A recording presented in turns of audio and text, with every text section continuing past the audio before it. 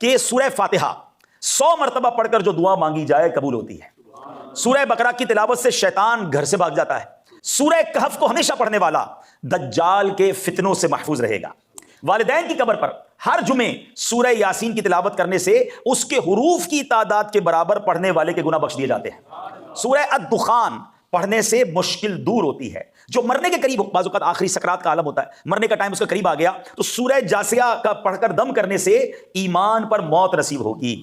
سورہ حجرات اس کا پڑھنا اور دم کر کے پینا گھر میں خیر و برکت کے لیے مفید ہے. سورہ قاف, وہ لوگ جن کے گارڈنز ہیں, جن کے کھیت ہیں, فرمایا سورہ قاف پڑھنے والے کا فائدہ کیا ہوگا کہ اس کی برکت سے باغ میں پھلوں کی کثرت ہوتی ہے. سورہ رحمان 11 بار پڑھنے سے تمام مقاصد پورے ہوتے ہیں.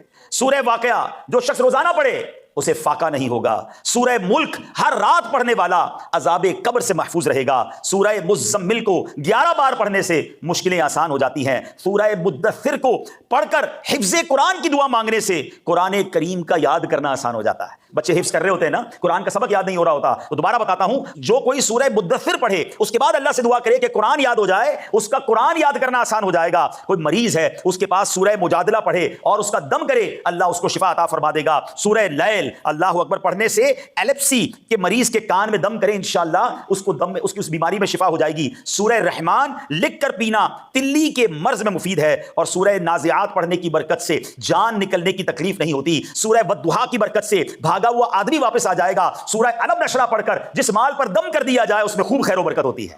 سورہ تین مرتبہ پڑھنے سے اخلاق و کردار بہترین ہوتے ہیں. سورہ علق میں جوڑوں کے درد کا علاج ہے. بزرگ بیٹھے ہیں جن کے جوڑوں میں درد ہے, سورہ علق پڑھتے رہیں انشاءاللہ. سورہ قدر انا انزلناہ فی لیلۃ القدر, جو صبح و شام پڑھے اللہ اس کی عزت بڑھا دے گا.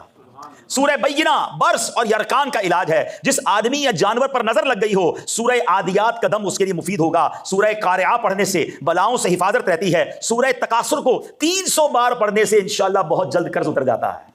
کئی ایسے ہوں گے جو لون میں ہوں گے, ڈیٹ میں ہوں گے. سورہ آپ نے تکاثر 300 بار پڑھنی ہے. سورہ عصر پڑھنے سے غم دور ہوتے ہیں. سورہ حمزہ اور سورۃ الفیل دشمن کے شر سے حفاظت, اور سورہ قریش جان کی حفاظت کے لیے آزمودہ ہے. اگر کوئی بے اولاد ہے, اولاد چاہتا ہے, سورہ کوثر کی تلاوت کثرت سے